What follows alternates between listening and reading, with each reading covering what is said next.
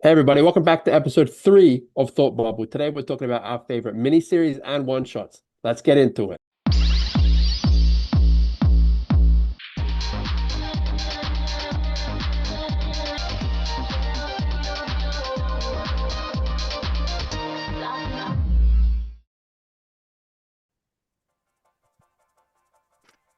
Hello everybody. Welcome to episode 3. Today we have a shorter episode because we're getting ready Mm, for the big con on the weekend, yeah, Oz and we're Comic going to have a Con. very special one for that. Mm, Today we're going to get into our favorite one-shots, miniseries, sort of short story arcs, I suppose, that are really special to us and we yeah, think probably quite important to comics in general. yeah, I've got a couple ones that I don't really hear many people talking about. I have a couple ones that, if you're a Spidey fan, you'll probably know. So yeah, we'll get into those a little bit later. But Toby, I know you've got a lot yeah. on I your got a list to lot. talk about. I remember when you sent me the idea. I was like, I don't think I've read that many one shots or miniseries. And then when Yeah. thinking about it tonight, I have a ginormous list of like one shots and miniseries and stuff that I've read. So, Do you uh, think that do you have a number one spot for like favorite one shot or miniseries ever? Or oh, that's a there's kind of tough just like one. a couple up there? Or is there one that you put above all the others? If you want to do miniseries one shots, but no, my number one would be kind of, I mean, you can technically say like Superman for All Seasons is a miniseries, so that would Yeah. be like a number one. But I think one that's very underrated, nobody talks about, is Superman Red and Blue, which is an anthology series. So something very, very Yeah. different. You actually gave me that to read, lent it to me. I read Yeah, that one. yeah, That was very good. it's so good, man. It was a comic when I'm reading it. I read it when I was quite young as it was coming out, and I remember like at that point I was like, Superman's my favorite character because he's cool and heroic and stuff. And then when I read that, I was like, oh my god, like he really is my favorite character because he's just so much more than just a superhero. You know what I mean? Like people call him the Yeah. definitive superhero, but he's so much more than that. Like his love for humanity, his fight for hope and a better tomorrow, and just kind of his natural instinct to help others, and some there's some really key issues. That I think the most iconic one is when he's in space looking at the Earth and he's like, "I love you, I'm proud of you." Yeah. See That that everywhere you go. yeah, That image. especially Iconic. recently, yeah, which I love because that whole issue starts with Jonathan Kent at a church, and he's with the pastor, the Pasta. Pasta, I think. Like yeah, the food? Pasta. yeah, the whatever. And he's like, he doesn't tell him that obviously his son's an alien, but he goes, "I've just had a newborn son. I don't really know what to do. Like I've never Mm. like it was kind of unexpected." And he's like, "Well, just love your son, cherish your son, tell him how much you love him, tell him how much you're proud of him." And so the first few pages are really cute. It's John telling Clark he loves him, he's proud of him. Like that's literally the only few words in the entire issue. And then John dies, and then it's Clark becoming Superman, and he's like with a bunch of nurses, and he's like, "I'm proud of you," and he's with like some place in Africa. He's like, "I love you," and then it ends with him flying into space, and then he with that very iconic kind of panel and splash Yeah. page. And there's some really good ones. Like there's an adorable one that I can relate to quite a lot. Is Martha goes out to breakfast with Clark, and Martha's just kind of talking to Clark about how much she loves him, and kind of the town's telling him how much they love Clark and Martha and how important Martha is to the community. And for someone like me, who's a very strong mama's boy, that Yeah. issue really hit me hard. So, and another one that legitimately got me cry. Not many comic books get me to cry, but one that got me to cry is actually issue one in it, where it's a funeral. A man's at a funeral, and Superman flies down, and he sees it, and he's like, "Oh, sorry for your loss. Like, who are we grieving today?" And he says, "My mum." He goes, "I grew up in a rough neighborhood, and I would always look out my window waiting for you, like watching you fight, Doomsday or Mongol or Bizarro or whatever." Um, and one day I went into the kitchen and my mum was shooting up drugs. And it was quite a shock to me, like, obviously my mum doing drugs, and Yeah. and so I was really upset that my mum would do something like that, and I went to my room crying, and my mum came to my room and she said, don't really be like me, don't make the decisions that I've made.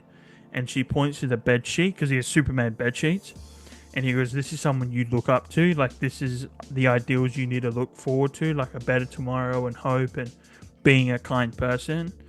And this guy's explaining it all to Superman, and the guy has her ashes, and Superman's like, "Do you mind if I take them and lay them somewhere special?"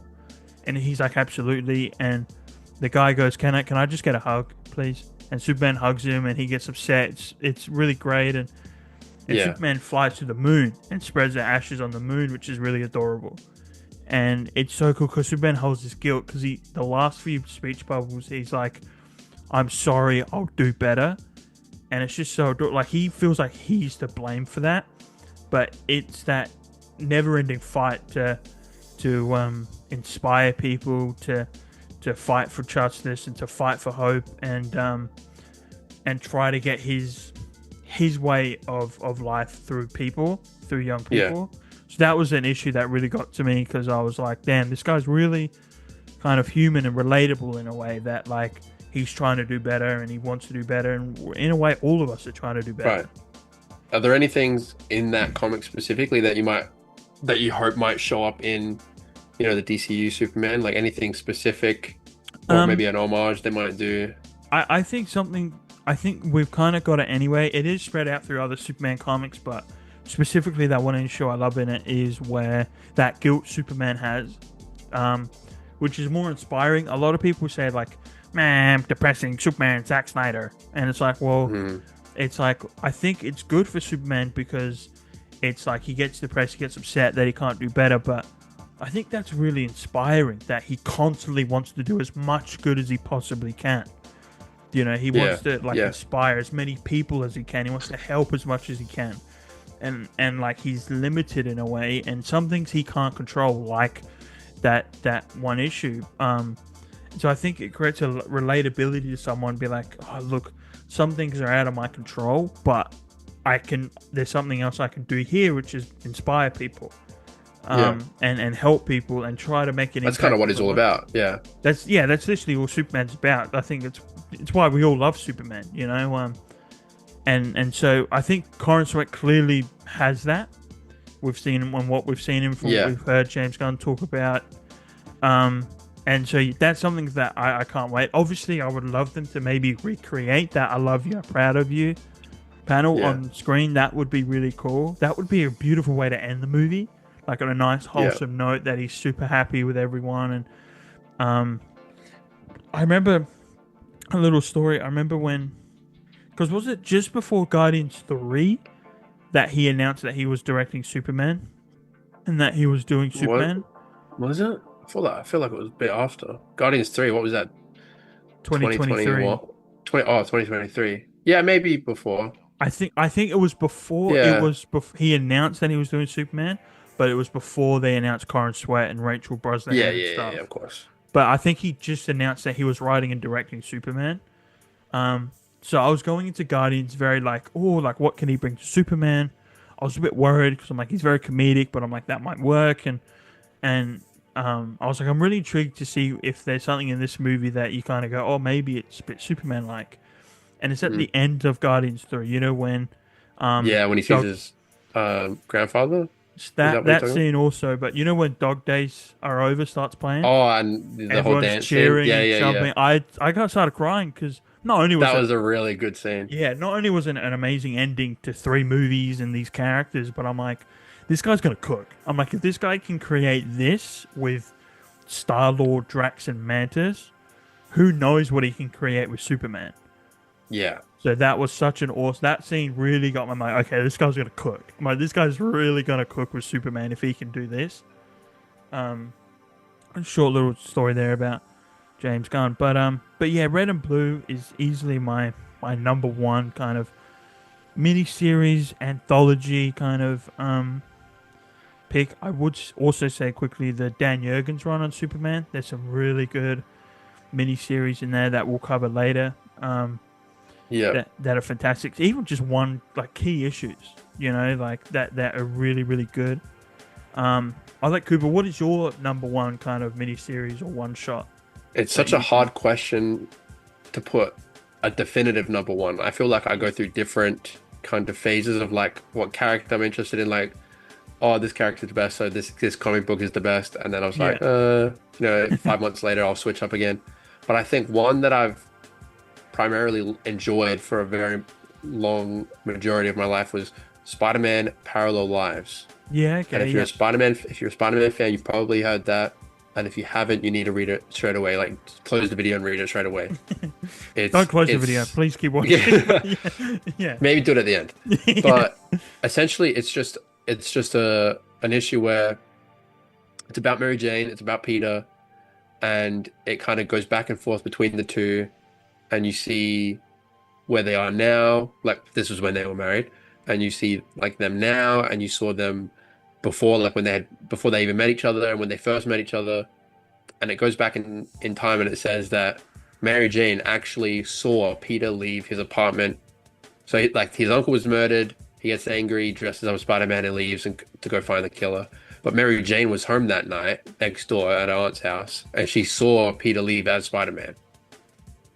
So they retconned it so that the whole time she knew that Oh, he was okay. Yeah. Spider-Man. That's interesting. And it's very interesting because obviously it wasn't like that originally. She found out much later, but um, it creates a very interesting dynamic because the whole time she knows that she has feelings for Peter, but she's so worried. That's why if you've read the original Romita run, you know that they teased like Peter and Mary Jane meeting many times before they actually met. Like Aunt May and whatever Aunt Anna, I think is Mary Jane's aunt. But May and Anna, they kept trying to like organize dates for Peter and Mary Jane to go on, and Peter would always flake it every single time because Aunt May was the worst at describing Mary Jane. She'd be Yeah. like, "Oh, she has an amazing personality," and then Peter would be like, "Oh, gross! I don't amazing personality. What the hell are you talking about?" So he'd be like, "I do not want to meet this girl," and this was just when he started getting interested in Gwen as well. Like the first time that he kind of ever caught feelings for Gwen was around this as well. But they finally meet, and Mary Jane has this whole dynamic because you hear so much Mary Jane hate on the internet because, of the Raimi movies, and I don't even think she's bad in the Raimi movies. We'll probably talk about that at some point, but I think she's fine in the Raimi movies. It's not the best interpretation of a character. It's a bit weak, like, she's always screaming and getting saved. I don't think it's that bad though. And then you have obviously TASM, which just have Gwen kind of act like Mary Jane, and that's why everyone loves Gwen because of the TASM movies. Rightfully so.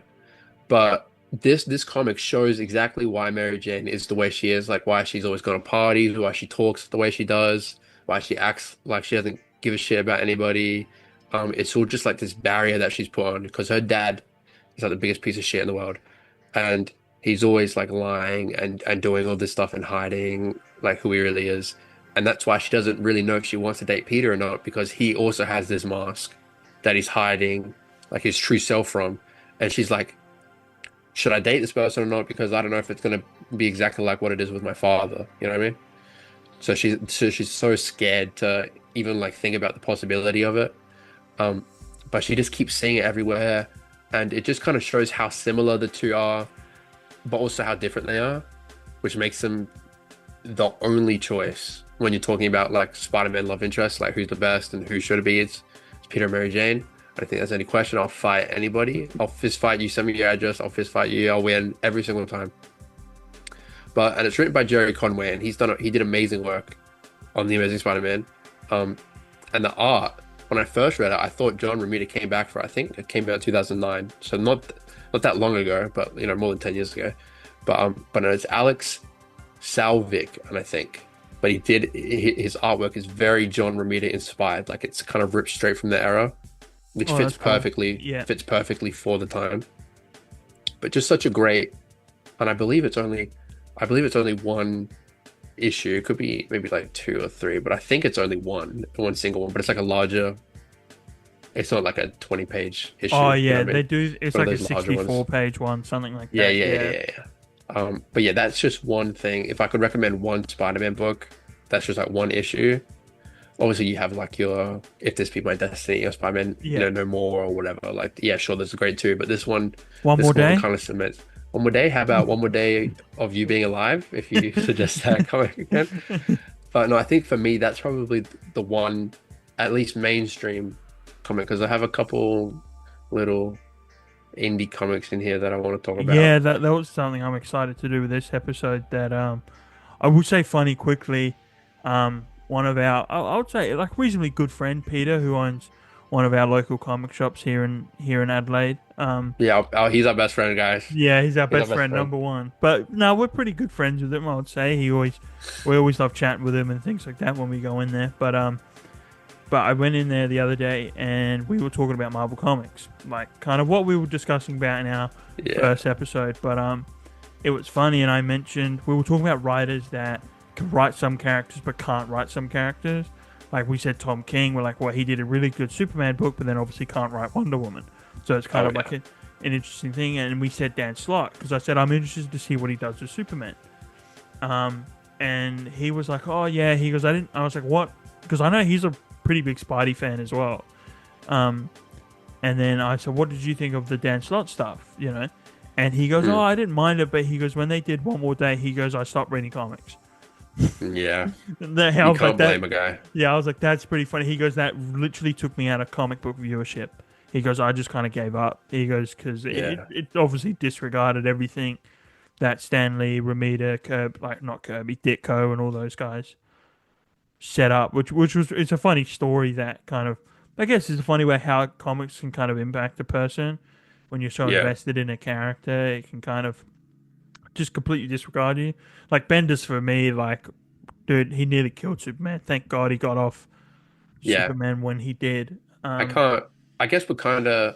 I don't know about you, but the Spidey fandom is experiencing a very similar occasion at the moment with the mainline run, which Yeah, is why I stopped reading it. Like I joined in during Dan Slott, like his Spider-Verse stuff, and then the Nick Spencer stuff was good, and then I kept reading, and then I kind of lost interest during Nick Spencer's, and then I never picked up Zeb Wells. yeah. Like, Well, yeah, I can't imagine trying to read Spider-Man during One More Day. That would have been I would have been punching people on the street. I yeah. would I have was been thinking, imagine assaulting that coming people, out. Like, arson. Like, oh my yeah, God, and it'd be especially my worst before that nightmare. was JMS, wasn't it? Just before that. Well, JMS wrote One More Day, Oh, did he? so Okay, yeah. yeah, he had So I no guess you're choice. It getting was this like a peak version of Spider-Man, like this one of the greatest Spider-Man runs ever, and then just this. yeah, yeah. It kind of went straight into it as well because you had like the teacher era, like and Yeah, like the Ezekiel Spider Totem, not Morbius, Morlun stuff, and then yeah, you had Civil War, and then Aunt May got shot during Civil War, and then you had Back in Black, which is really good when he puts the black suit back on and fights Kingpin and stuff. And then obviously Aunt May's dying, and then she dies, and then he sacrifices it and his marriage, and she comes back to life, and it's like, what? Oh my God! So it yeah. was, I definitely felt the pain when reading Brian Michael Bendis's Superman run, and even New 52 Superman was a pretty hard time. But yeah, going on to independence, I think one of my favorite independent comic run of all time, Hellboy.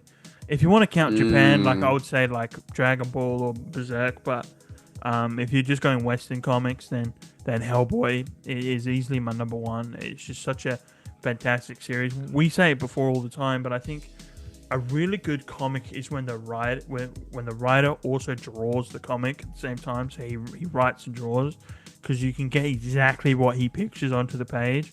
Like yeah, sometimes when you might have a really good writer, but he can't translate what he wants to the artist, and so the story loses a lot of kind of emotion and tension and kind of momentum when you don't have yeah, an artist that can match what the writer wants. But yeah. Mike Mignola, a legend of the comic book industry as well. We will also say quickly, rest in peace, Peter David, an Oh, absolute legend of the yeah. comic book industry. 2099. Yeah, Read that in high school. yeah, Legendary writer. and then Legendary. He did Hulk as well. Maestro and some really key Wolverine Yeah, issues, and yeah, just a legend in the business all around. Obviously, it's very sad with how he yeah. passed away and things Yeah, like that. he struggled with was it cancer or Yeah, some I know because he had like a GoFundMe like maybe a couple years ago at this point. Yeah, But I which remember is hearing just about it when it horrible to happened. think Yeah, about a legendary writer like that. And I I mean, know. like that thing we saw that his characters grossed $1.5 billion. You know, Yeah, and and he he, can't has to get a GoFundMe. It, I it goes to know. show a lot about the industry still. It's not Mm, really where it should be. I guess Alan Moore was right all along. He's always been right about Yeah. everything. We just Oh, haven't because he's wanted a to admit wizard, it bro. yet. He's a Yeah, wizard. He he's a knows have you seen everything. that? Have you seen that guy, bro? He's never told a lie in his life, bro. He can predict the future. Yeah, he's a wizard, bro. Um, but yeah, just a quick shout out to Peter David, legend of the Yeah. comic book Rest in industry. peace. I will highly recommend reading Spider-Man 2099, Hulk, if you want to get to know him, if you're a bit interested in his work. You will not be disappointed in really anything that he's written. Yeah. Also wrote He's Ben one 10, which is crazy. Didn't he's even kind of think of one of that. those writers that if you see it, you know it's not going to be bad. Yeah. You know what I mean? For He's, the most part, I think all of his work's pretty good. yeah, I haven't had one bad thing about any comic. Can't really think of anything bad he's done. You No, know what I mean? no, he's But not yeah, like rest in a. peace to a legend. Yeah. What were we talking about? Oh, Mike Mignola, legend of the comic book Yeah. industry. You would have seen a lot of his work. He did the very iconic, was it Doctor Doom and Doctor Strange comic? It's quite Uh, iconic. I think he did a really famous. Oh, I know that one. Yeah, Oh my God, what's it called? It's not the Oath, isn't it? yeah, I think he drew that one, which is quite popular. Yeah.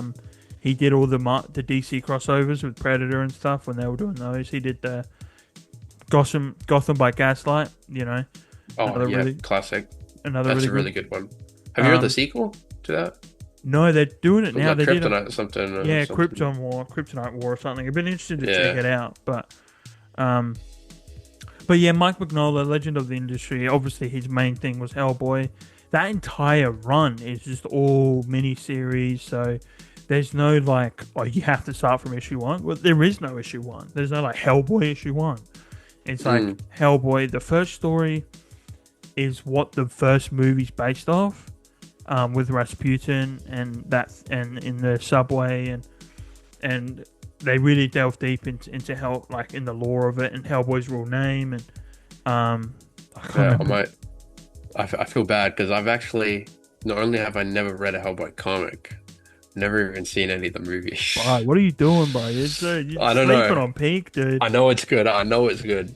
I know Um, it's really good, but I just don't know why I've not. I thought the new one looked good when I saw the trailer, but I know oh, it's dude, don't bad. get me started on the Not last not two the movies. yeah the second to last one. And So not even like the most that apparently recent one this, where it was like grounded and it was like dark and edgy and people were like, oh, they're bringing it back. yeah, and then But turned out to be a apparently big it did pile of not. shit. Yeah. Yeah. Um, Why do you think they can't just make a good Hellboy movie again? I just think, well, one, I mean, Guillermo del Toro is such a great director that You can't top that. you can't top that. Like those movies look so good. Even just like when you compare it to the 2018 one, I like David Harbour as Hellboy. I think it's a good casting. I think he matches a lot of the characteristics of Hellboy. Um, and it's funny with Hellboy. That movie is insanely comic accurate in terms of character design, story, world design. But it just goes to prove that some things have to stay in a comic. Like, not Yeah. everything has to be translated to live action. Like, some things only work in a comic book because the movie looks hideous. And it's because they take every single bit of Mike Mignola's art into the movie. But yeah, Del Toro just set such... Like, even just Ron Perlman as Hellboy just set such a high Yeah. standard for it. And I think really the last two is really like it's just they're doing too faithful. What I like with Del Toro is he took the ideas and concepts and made it work for live action, so it looked really cool. It looked pleasing to look at. But with the last two, like they just look horrible, man. Like they're just horrible Yeah. looking movies. And I walked out of 2018. That's Damn. one of the only movies I've ever walked out. I sat there, I was watching it. The only movie? Yeah, the only movie I've ever I'm halfway through, just a bit after halfway through, I was like, bro, this is crap. I'm going home, and I literally just got Damn. up and went home. Like That is because I was so yeah, I've excited, like never the first walked out of a Hellboy movie. movie since the Yeah, Del of Toro one. course. So I was obviously super excited, and then nothing, bro. And I'm like, okay, like Yeah. they did two animated movies with Ron Perlman, which were fantastic. So it's like, just make an animated thing. Just make it animated. Yeah, honestly, I don't know if this is a hot take or anything, but I prefer when you animate like a comic series. I think it can be way more faithful to Yeah, like the original vision, and you have kind of more leeway with what you can get away with. yeah. Like you can have characters doing crazy poses and doing crazy fights, and like it doesn't look ridiculous or like low budget if it's all animated Mhm. or cartoons. You know what I mean? I Yeah, think that's the well, way to go. it'd be really good if there was like a podcast that kind of discussed all this. That would be Like, a good idea. Maybe we yeah, should go to DM later and see if we can sort something out about yeah. starting up this I'll pod. do. You guys should do some digging around on YouTube and try and find an episode where two people talk Where we about talk about animated projects. cartoons.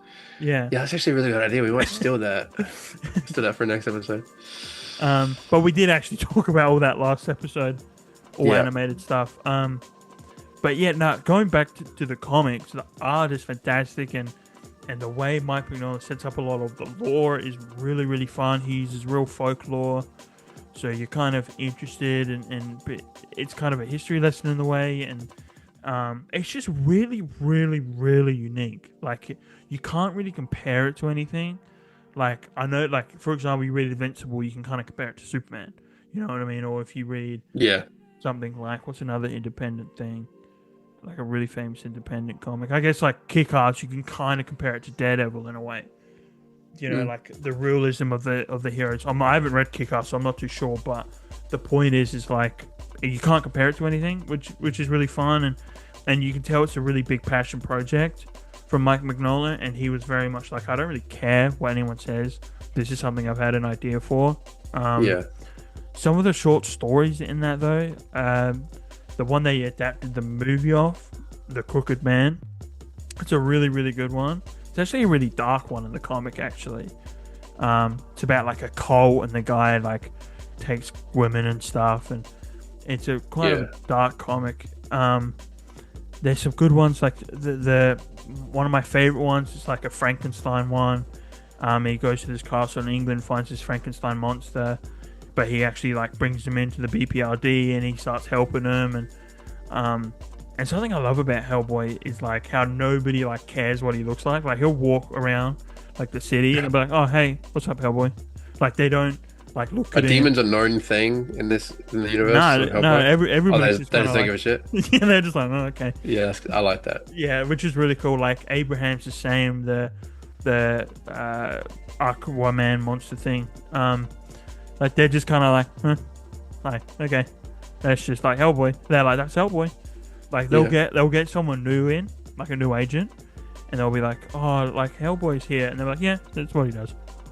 They're like, yeah, he drinks all the time, whatever. Like, you know, it's a 6'8" guy with a ginormous right hand, half human, half demon thing walking around. Yeah.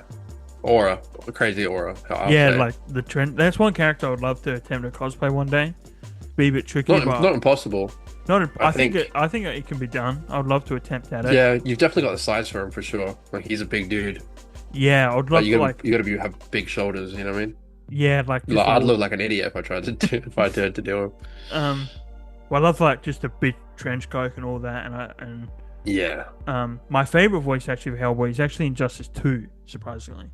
I really when he was a DLC character in Hellboy 2, because I just love it how he doesn't really care about anything either. Like, he'll fight like some multiversal demon from like Valhalla, and he'll just be with a cigar like, oh crap, like, you know what I mean? Like, it's just nothing to him. It's just really fun. He's such a fun character, and I'll say you definitely have a type of character that you like. You know what I mean? yeah, Like, you know, Hellboy, Wolverine, the kind of just yeah, they seem very similar. Like, yeah, in the way I they get, kind of yeah, act, and I do you know, gravitate. smoking a cigar and just yeah, Yeah, you're gonna do this shit again. if you give a character a cigar, I'm hooked. Yeah. Right, if you give Does Superman Ben a cigar, Grimm smoke cigars? yeah, he does. Yeah. But I just love that with those type of characters, just kind of like, they don't care. They're just kind of, okay. Yeah. It is what it is, you know, like, there's just such a lovable nature about him. Yeah, that is something really nice. But there's some other really good short stories in there. The one where they talk about his mother's origin, how his mum is actually human, so he's technically a human being. in a way. That's why he has human body features. Like he has 2 arms, he has 2 legs, he has a heart, he has biceps, he has pecs, he has abs. Does Does he? does Yeah. I think he yes? does. I don't know if he gets any, and he does demonized, but I don't Even a know. demonized does. I don't know if he gets any does, but We gotta figure this question out immediately. that's the next episode. Does Hellboy get does? Does Hellboy have a penis? Um, but I'll hand it over to you because I know there's one independent comic character that you really really love. So. I've got him. I actually have him right here. Oh, nice. Oh yeah. The goat. Is that Invincible? Yeah, Mark Grayson. No, this fella. He's kind of my character. No one else is allowed to like him but me. Casey Jones, TMNT. One of the most important characters. Okay, he won't go back. One of the most important characters for me. I don't even know how I really got into him. It was sort of in high school, maybe year 10, I started to get back into TMNT. Yeah. I remember we skipped school and ended up at a thrift store and I found a Michelangelo figure.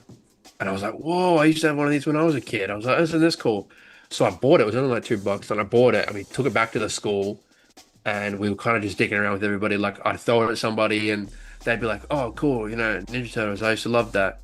And I kind of wasn't really thinking about Ninja Turtles. I was just like, oh, yeah, I remember this toy. And it kind of made me like, everyone was like, oh, yeah, I love Mike. He's my favorite. And like, everybody loved him. And I was like, wow, I forgot how popular this show was, like this franchise. And then I started watching the shows again, and I really wanted to, like, obviously when you get into something you want to cosplay. You said you wanted to cosplay Hellboy at some point, which is totally doable. And I was like, well, I really want to cosplay Ninja Turtle, but I was like, it's kind of really hard to do that. Like Yeah. either you do like some really stupid looking body paint thing, Or you buy like $10,000 suit. Yeah, $10,000 suit. Yeah. live action, like movie accurate suit. And I was like, that's out of the picture. So I'm like, what's a human I could do? And I was like, well, that Casey Jones guy is kind of always hanging around them. So I guess I'll do him. And then I started reading the Mirage comics, which is the original Ninja Turtles run, like the first ever.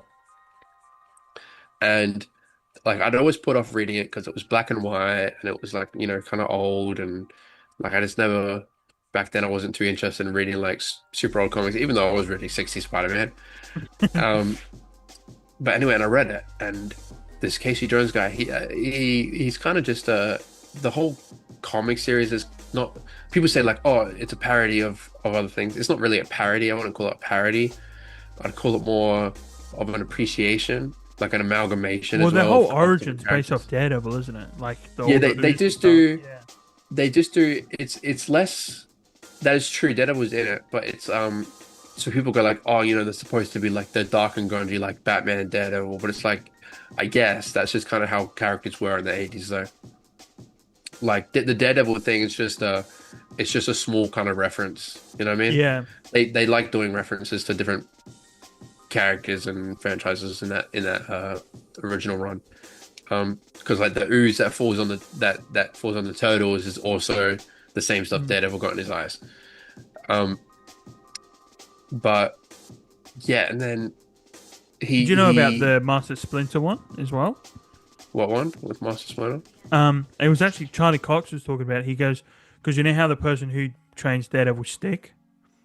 Oh yeah, Stick Splinter. Yeah, Splinter, and then you have the foot and the hand as well. Yeah, that's what. Yeah, so there's, fun ones there as well. Yeah, like a lot of like nods and references like that, which are really cool. But I will say the foot sounds so much cooler than the hand. Yeah, I think that too. Yeah, the Foot Clan. Think the hand? What, you got a hand? Gonna give me a hand job? What? Yeah. What? But the foot? Like I don't obviously you can say foot job, but like I don't think that. I think the foot. I think that's kind of sounds kind of badass. Won't lie. It's more kung fu, I guess, in a way. Yeah. Yeah. Definitely gives more kung fu vibes, and also like the logo looks. I'll say this: the foot logo looks stupid when it's just a foot. It looks like a orthodontic place or whatever you get your feet done, like a pedicure place. But it's really cool when they have kind of this like spiky logo. It doesn't look anything like a foot, but it looks cool. But anyway, back on topic. The first one shot that they had, they did 4 in the Mirage run, and it was like TMNT Leonardo, TMNT, Donatello, Michelangelo, and then Raphael, which is the best one, of course. Mm. Um, and that's the introduction of Casey Jones. I think it takes place after issue 8, so it goes like issue 8 and then the Raphael one shot. But it introduces Casey. Raphael, he had a fight with the other turtles, and he's angry, so he gets his coat and his hat and he leaves. And he's out in the city, and he's just looking for crime to beat up. And then he sees a guy just beating the shit out of this like purse snatcher, like literally about to kill him. And Raphael stops him, and he's like, stop. They have this huge fight, and they end up fighting in a park and just fighting and fighting and fighting. And then they just kind of stop, and they kind of just start talking to each other. And he didn't show up again until like, at that point Shredder was dead because he died in the first issue. But Shredder shows up again like 10 issues later, and he starts beating the shit out of the turtles. And then Casey shows up again, and he helps the turtles fight the Foot and help April. And then they move to the farm, and that's where he really becomes like a really cool character. And they did a two-parter, so it's 2 issues, and it's called Shades of Grey. And it's probably the best Casey story or best Ninja Turtle story, and in my opinion, one of the best indie comics ever. Because Casey Jones, even though he's probably one of the most violent vigilantes out there as a whole, Mm. he doesn't kill people. He's still got like he's obsessed with superheroes, obsessed with like being a good guy, so he does not kill people. It's very important. He doesn't have a gun, he just has a stick and he beats people in the head with it, but he doesn't kill them. You know what I mean? Mm. Um, so and it's just an average night, and he's walking around fighting crime, and he's fighting, and he hits one of the kid, like this kid, with his stick, and then he's fighting them, and then the rest run away, and one kid is still on the ground, and Casey's like, "Hey kid, get out of here!" And the kid doesn't move, and so he walks up to him, and he realizes that when he hit the kid, he actually killed him, Oh, okay, yeah. and he sort of like, obviously he starts freaking out because he's just killed somebody for the first time accidentally. It Mm. wasn't even he didn't even deserve it. You know what I mean? It's just a petty criminal. It's not like a rapist or like a murderer. You know what I mean? Um, but yeah, so he killed this kid, and the whole 2 issues are just him struggling with coming to Oh. terms with what he's done. And they were kind of doing this weird thing in the Mirage comics at the time where there are other superheroes running around. And there's a superhero, and his daytime job is a cop, but his superhero name is Nobody, and he wears this all black outfit with his cape, and he fights Casey Jones because he's like, "Oh, you're a murderer. I'm gonna fight you." So him and Nobody and Casey, they start fighting, and Raphael and the Turtles show up and fight Nobody, and then they're like, it was just a mistake. You got to go after the real criminals. And anyway, issue 2 shows he's back at the farm, and he's drinking a lot, and he runs into Donatello on sort of this log between this ravine, and Donatello is just studying like the spirals of the water. And Casey walks up, and he's like, "What are you doing?" And then Donatello's like, "I'm just looking at the water and seeing the fractals of the water, or whatever, some dumb ass little thing." And just Casey's just like, "You've always had a problem. You've always thought I was too dumb." And then he tries to fight Donatello while drunk on a log, and Donatello just grabs him and fucking throws him right in the water. Um, but just like a really great, and he has a big, nice talk with April at the end about like coming to terms with what he's done and how it makes him feel. And it's just a really grounded moment that, in other comics when somebody dies, like, they get over it or whatever. But like, this was such a very special way that they did it. It was very, very special and very important. And I feel like it should be a big thing. Obviously, Casey's not like, he's not going to have his own solo franchise anytime soon. He's getting his first solo series in 30 years, though, coming out soon. That's going to be really interesting to pick up because Mm. his first one sucked. Oh, Not even that's going to it. talk about it. It's really bad. It has like aliens in it and Oh, mud no. monsters. It's like, why? And like this new one still has like all this mutant stuff, but like that's a given, I suppose. But I'll still check it out. It could be good. Mm. But I feel like Casey killing somebody accidentally for the first time is a really important thing for his character. And I hope if they do different interpretations of him, that they kind of keep the same thing, Like he has this big moment where he kills someone for the first time. You could switch it. Like if they do and it's like another company buy the rights to the Ninja Turtle comics and start their own like run, you could have like this new version of Casey kill someone on purpose. Like Who's someone doing it really now? bad. IDW? Is it Yeah, IDW? yeah, yeah, Yeah. yeah. Okay. And it was really, really good. Yeah. I'd say peak IDW is way better than Mirage Comics any day. Okay. Yeah. Wow. Yeah. But like it just fell off. It became really like furry type, like too many Yeah. mutants, too many animals. And my least Too many favorite part of it, mutants, not enough ninjas. yes, that's exactly it. The ninja part is secondary, but I feel like them being turtles, and I don't know if this is me being stupid, but I feel like them being turtles is not really important. The ninja part No. is the Yeah. important part. Like the ninjas, that's what they are. At the end of the day, they're not turtles, they're ninja. You know what I mean? Mm. Uh, like obviously, if you took away them being a turtle, it would change a huge part of their character. But them being ninja is way more important than them being turtles. That's for sure. But yeah, Shades of Grey. I went and bought the two issues for it, so I have the physical copies, first prints. Really nice artwork throughout. Really great story. One of the best Casey Jones stories ever. Probably will be ever. There's not a lot. Sorry, there may be like five, but just a really great small one there. And then also the TMNT miniseries as well. Really, really good. All of them are Yeah. really good. Even the Mirage ones are really good. And then the IDW did their own as well. And I Well, I was feel like in gonna. both, The big one would be Last Ronin. Thoughts on the Last Ronin? Obviously, that's probably the biggest Ninja Turtle story they've done. yeah, probably I mean, they're biggest Ninja making Turtle a story video ever. game out of it, And a so movie, I think. yeah, Might so be wrong it's about definitely a that. big one. So, and I know you've got a few takes on Last Ronin and things like that. So I don't like it at all. I think it yeah, sucks. Um, and yes, it is because they killed my goat in a horrible way. I thought the first two issues were really good. First one's okay. It just sets up the story. Like you don't figure out much. You figure out that the last ninja is Mikey, which everybody knew. yeah, And then the second issue is that apparently there was this truce between the Foot and the Yoshi clan, the turtles. And it was broken, and Splinter got mortally wounded. And Raphael thought he was going to die, so he goes to the Foot headquarters and just slaughters all of them, and then gets killed by Cry. And it was really good, really good. And I was like, oh, I'm pumped. And then I'm like, oh, I wonder how Leo and Casey are going to die, because those are my two favorite. It's my favorite turtle, my favorite character, and they just get blown up. You kidding me? Blown up in a building off, like you don't even get to see them getting blown up. You see the building blow up. It's so annoying. That it made me drop the whole comic. And yeah. Donatello, Wow. he just gets shot by arrows and then falls over. It's like, oh my God, you couldn't have given everybody a death like Raph. I hate it. I hope the game change a couple things. Yeah, And I think the fact that you'll get to play it, I'll probably like it a bit better if that game ever comes out. yeah, But yeah, every kind of almost every one shot and miniseries that the Ninja Turtles have done have been really good. The IDW did one for Leonardo, and it's during the time where Splinter was kidnapped by like the Krang people and the TCRI, whatever TGRI, whatever it is, like the Ooze people.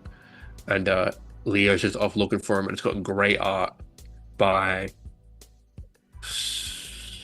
Sophie Campbell. oh yeah, I Campbell. think I've heard of her. Yeah, I think she's Whoever done whoever's some. doing Supergirl right now Oh, okay, is yeah, I the think is the yeah, person who drew it. I know that one. Yeah, But yeah, and it's just him fighting the Foot, and it's just really solid, really good. But those are my, I guess I could put them into one.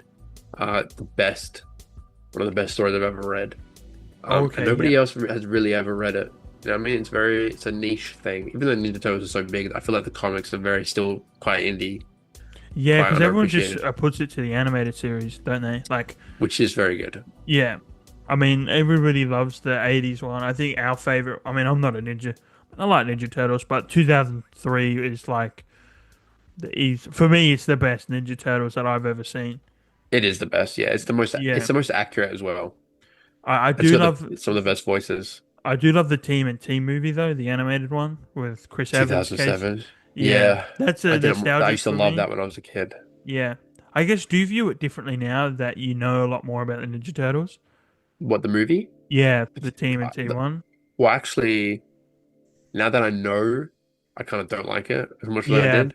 yeah, Um, but when I was a kid, it was one of my favorite movies ever. yeah. Like I played the game on the Wii, I bought all the figures, all that, you know. So I have a very deep place in my heart for that movie. If I didn't watch it when I was a kid, I probably wouldn't like it at all. Yeah. Probably maybe the animation alone is probably why I'd like it, and some of the voice acting, because it's meant to be a sequel for the first Ninja Turtles movie. Oh, yeah.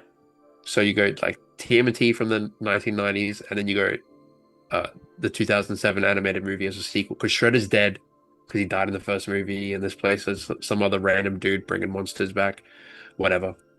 But yeah, I do quite enjoy that one. It's not bad. Did you Chris like Evans Chris is Evans? Yeah, I was about to say, did yeah, you I do like Chris actually. I Evans, do Casey actually. Jones? He did a really good job. He's got that kind of I think it was still kind of around his Johnny Storm era. You know what I Yeah, mean? Where he's kind of yeah, chilling because I think Johnny and Casey would probably get along very well. They're quite similar yeah, in personality. So I think they share a lot of qualities together. So I think that's why he probably did such a good job. yeah. I mean, we know how much you love Stephen Amell, Casey Jones Oh my from God. the Michael Who? Bay, Who? from the I Michael don't know Bay what you're movie. talking about. I don't know who the Steven Well, no, fella you're an is. avid Stephen Amell, Casey Jones fan.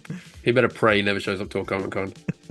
Son of a bitch. I feel like there's a high chance he would, because obviously Arrow was such a big show. Yeah. Speaking of IDW comics, I will go into Godzilla now. Do love the Godzilla comics. There's quite a few. IDW have like that's probably their number one IP. I think they're really pushing out all the Godzilla stuff. You Marvel think had, sorry, Godzilla's number one for IDW? I think so. Like I don't know how well Ninja Turtles is a huge IP, but Yeah. just seeing how much Godzilla content they're pushing out compared to Ninja Turtles, like Don't they there's also have Transformers as well? oh they do. I think they do. Or maybe Yeah. it's Transformers, because I know that Transformers run has been insane. So maybe not, because yeah, Transformers would be number one. But Godzilla has been really good. I know Marvel Comics. It's funny if you look at the early Marvel Comic stuff, Godzilla they did with Godzilla. You know how he's green and it looks like a huge dinosaur. Yeah. It's because they actually didn't know what he looked like. So they were kind of like it was like a rough estimate of what he looked like. And then I think Dark Horse had the rights for a while. There are a few like semi-good Godzilla stories, but then IDW got them, and then like they've been really good. They did the main run that they've just collected in the library collection, which has like Space Godzilla, Ghidorah, Mecha Godzilla, Jet Jaguar, like Mothra and things like that, which was really good.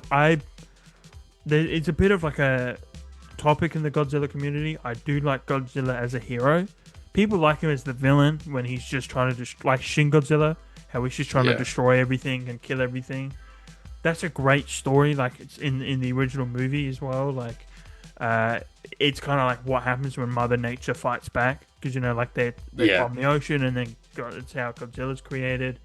Would you say that for the most part that the comics are better than the movies? Or do you think the movie's still on top? The movies are on top, especially the like 60s, 70s, 80s, and 90s movies.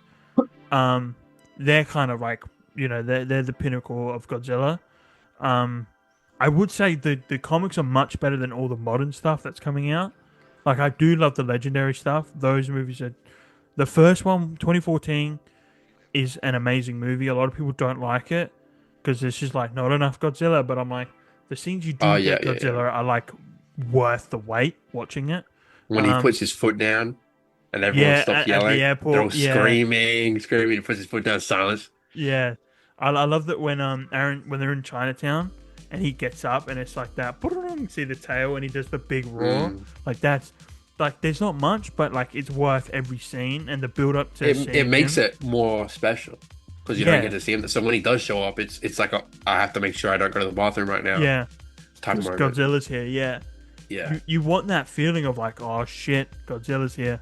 Like, yeah. And then King of Monsters I love with Ghidorah. That's a really good one.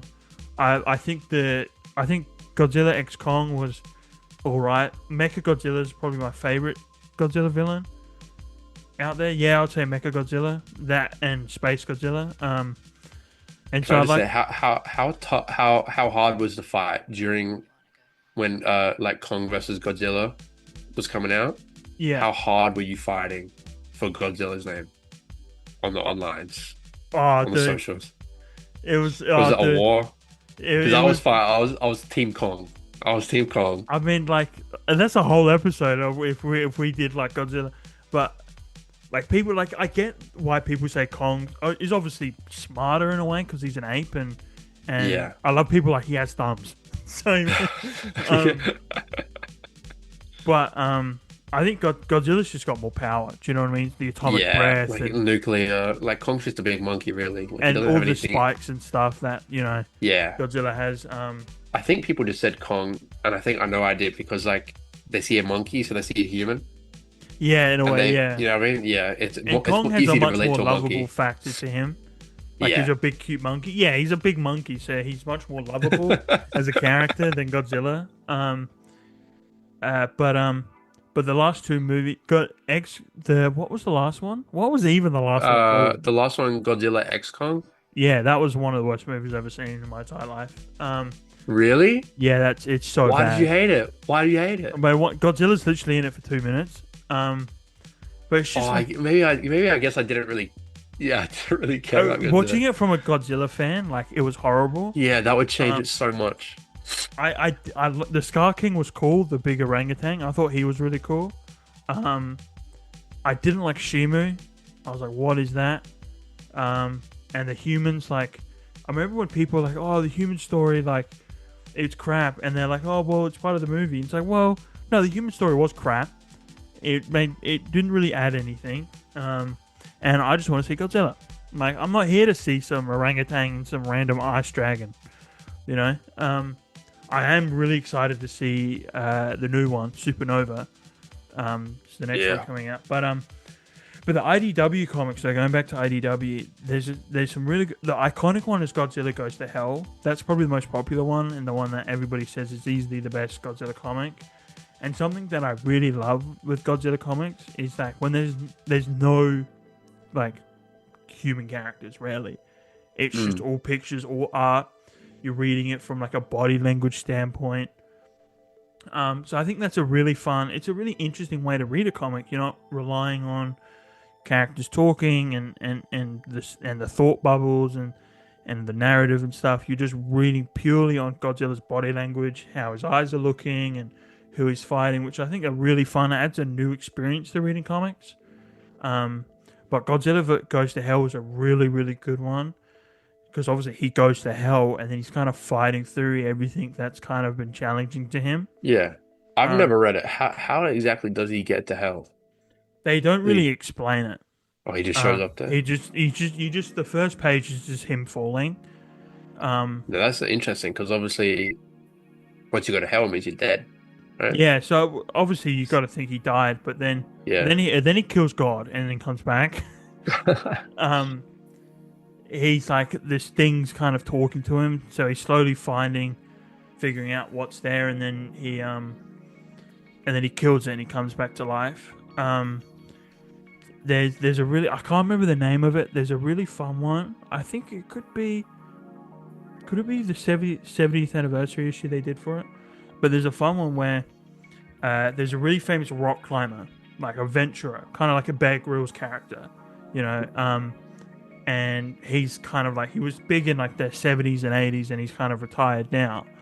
And the government goes to him and they're like, we need you to climb Godzilla. They're like, we need you to get a sample of him because we need to figure out how to beat him.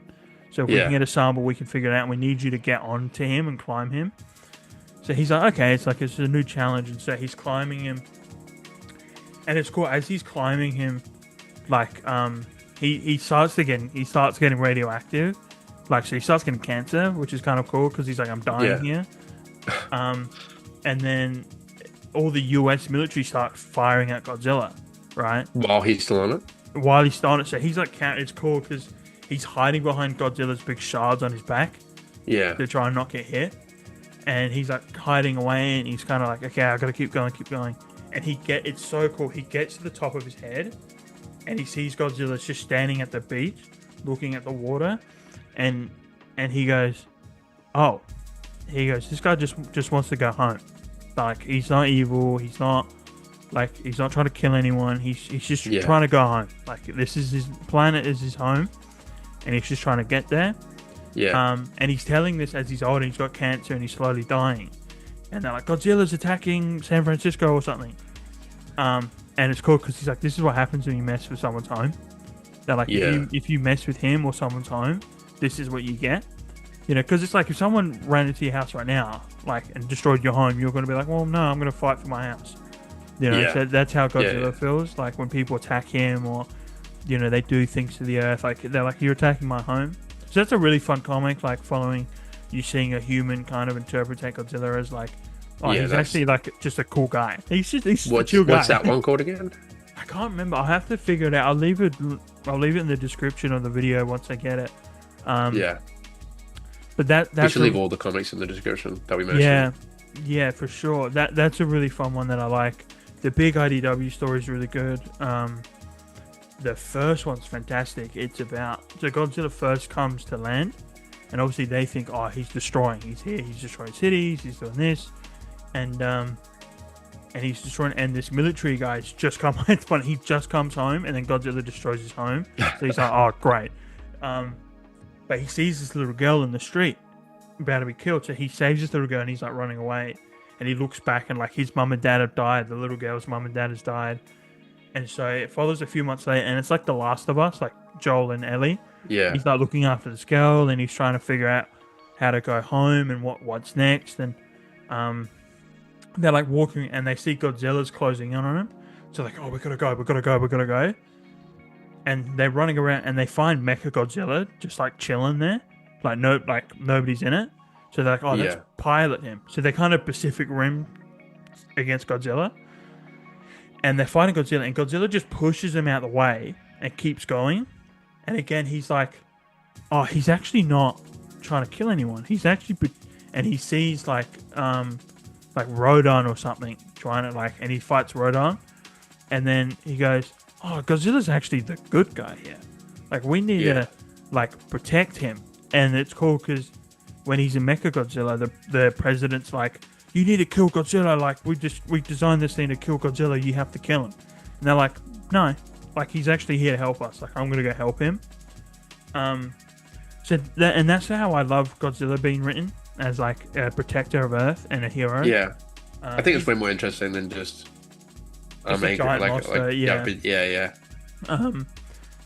Yeah, I think and it's just cool because he knows there's life on Earth. He doesn't know what it is. He doesn't know they're humans. He doesn't know about cities, but he's just kind of like, I have to protect it because it's life, and I have to protect my Earth.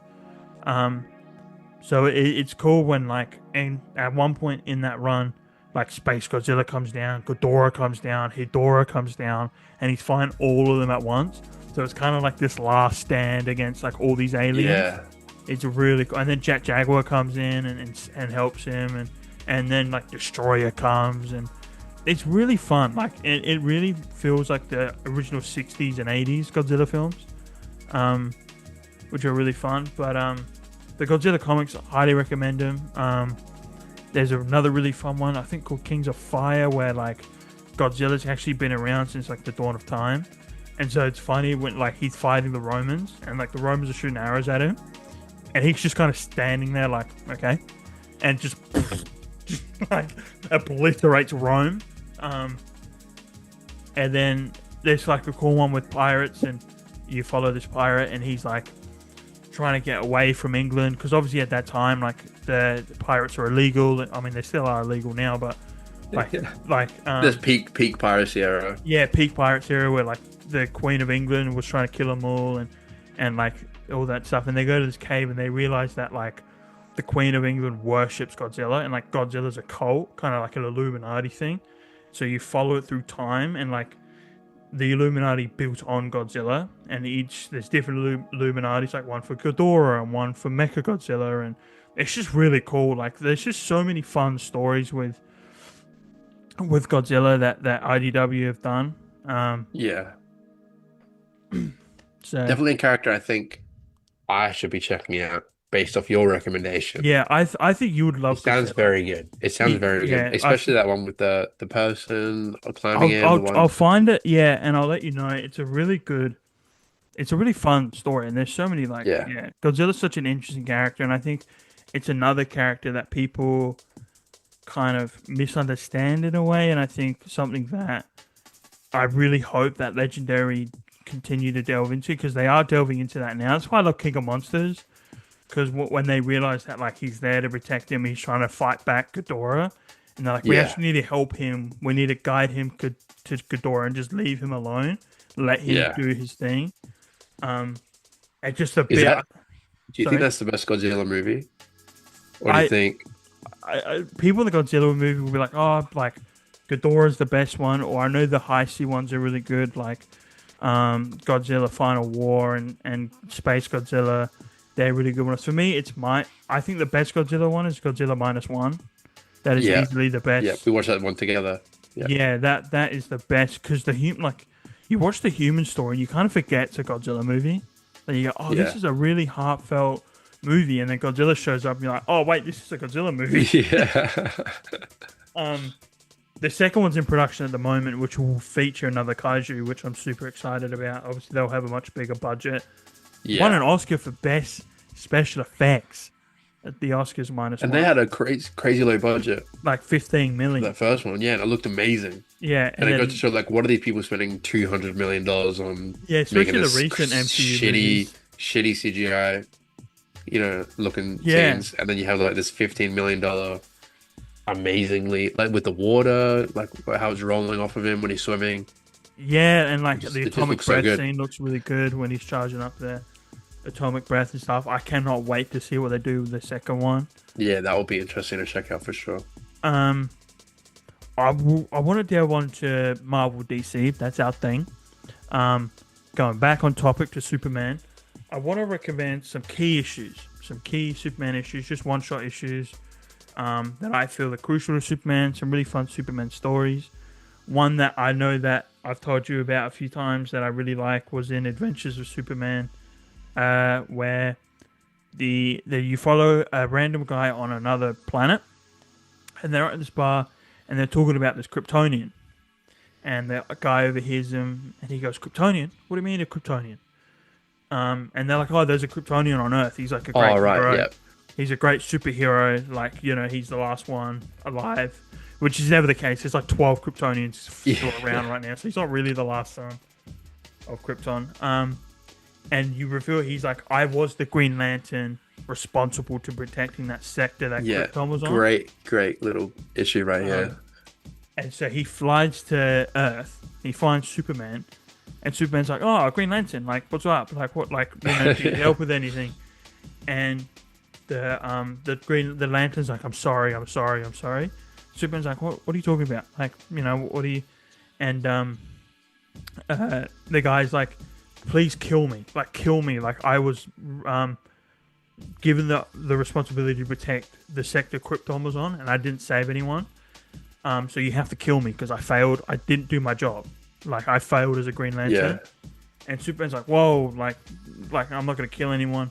But it's interesting because Superman gets angry because he's like, he could have saved my mom and dad. Like, he could have saved Yeah. my mom and dad, and I could have actually had my life. Like, obviously, he loves his life as with Martha and John, but he's like, my actual parents. Like, I could have had that life. He could have saved them. And for him, it's all about saving people. Like, Superman, if that happens on Superman, like, he's going to save not everyone, but a lot of people. Maybe As many as he can. yeah, as many as he can. So for him, Yeah. he's like, he hasn't done his job. But it's cool because then Superman forgives him. And he's like, look, like, we all make mistakes. There wasn't really anything you could do. And it turns out Brainiac was involved in something like that. Yeah. Um, Was it that the Green Lantern? I have read it, but did he run away from the planet because he knew that if he stayed, like, he would die, or was he like too scared? Like, could he have actually stopped it, or was it too late by the time he got there? I think he was scared. I think that's what it was. I think he was scared. I think that's why Green he Lantern's felt... been scared. What are you doing, buddy? Yeah. It's like the #1 rule, bro. I think, but at the same time, as a reader, I was like, oh, well, there wasn't anything he couldn't stop the initial explosion. Yeah. but he could have like saved a lot of people. Yeah. And I think he got scared, and flew off. Um, I think that's what it is because I think that explains better why he's so ashamed and how he wants to die and Yeah. stuff. Um, so that's a really fun key issue of adventures. Another really good one, is my favorite, is Superman. He finds this no, with a little girl with cancer. Those stories always get you, man. Yeah. Like those, and Everyone knows the Spidey ones. the Spidey one's great, Yeah. but there's one with Superman. I can't exactly remember. I think he takes her out for the day or something like that, and but it got me going every time I read it. And he puts her down, and I think her name's Lily, and he goes, "Hey everyone, this is Lily, my new favorite hero," and she's just kind of like, "Oh my god, I'm Superman's favorite hero." It's so adorable, and she's like, "Oh, thank you," and he's like, "You're so very welcome." Um, it's just great issues like that, and which I just Yeah. absolutely love. It's always a tearjerker when Superman. And the other one I will talk about, is Superman Rebirth issue 44, when Superman takes the kids and GL puts them on the bus and they go to the Watchtower. Yeah, that's a great one Um, too. and they fly to the Watchtower and they set up the little Easter egg hunt for him, like find Wonder Woman's Yeah. lasso and Yeah. find Batman's batarang. That And was a great issue. yeah, and the little kid tells Batman a joke. Batman laughs, and even the Yeah. Justice League are like, "What?" Like, right? But that ends on a real adorable note with them on the moon and the kid's like, "Superman, can we stay here a little longer?" And he's like, "As long as you want." And so that's a Yeah. really fun, adorable issue there. Yeah. I think if I had to recommend, like, I'll give three key issues. It's kind of hard to, like, I'm thinking of a Batman one, but like nothing really. I mean, you have like the issue where like Jason Todd died, or like, Yeah. maybe like first issue of year one. Mm. But like, I think Batman is a lot harder because I think just DC in general that they collected a bit more in. It's a lot more run focused, I feel, and Yeah. sort of graphic novels. And I Mm. feel like Marvel was just kind of single issue like issues and and whatnot. I feel like they collected a bit differently. But obviously for Marvel you have like, If This Be My Destiny, or Mm. issue 50, or like 121 with Gwen. And obviously number one as well was a key issue. Um, and you have your like the Spidey version of what you just mentioned. When the kid has cancer and he shows Yeah. his identity, and which was adapted in the great movie Spider-Man Lotus. If you haven't seen it, We love go that treat one. yourself. Go treat yourself. Um, but like obviously that is one of the most important issues I feel. But like it just in general, I feel key issues. I think for some reason, one that comes to mind that's sort of a random pull, but I feel like could be interesting. And I don't know if you've read it, but it's actually, and now I know this is a hot topic, but it's in Tom King's Wonder Woman, Yeah. but it's the filler issue. I think it Oh might yeah. be around, you know which one I'm talking about? Yeah. Issue It's around, 10, I think it yeah, I is. was about to say 11, but like Yeah. somewhere around there. Yeah. And it's a Wonder Woman and Superman, and they're at Yeah. this like a massive space mall Yeah. They're looking for a present for Batman. Yeah. looking for a present for Batman, Yeah. and they're just spending the day together. And I think issues like that just like we don't really get them that often. No. We're getting them more, I feel, Mm. but like, and sometimes they're not very good. But I feel like this one just really was very good. It's a very filler issue. Like nothing really happens. They buy him a Yeah. gift, but like it was just so good. You could read it over and over again. It's got great Superman moments, great Wonder Woman moments, and when like Batman, like the little joke at the end where they couldn't figure Yeah. out what to That's get him, so they adorable. just Yeah. they got the photos of them hanging out so he could put in the Batcave, and then Batman's like, Superman's like, and just for good measure, and he crushed up that coal into a diamond, Yeah. and he just Yeah. left it there, and then Bruce left the diamond at an orphanage. Um, Yeah. That's it. And he puts the photo in the Batmobile. yeah, Yeah. like that's just a that's a really great. cute one. I think I'll just leave it with that one. That was such a great. Like I want to go and read it right now. Yeah. It has Like my just thinking favorite about it.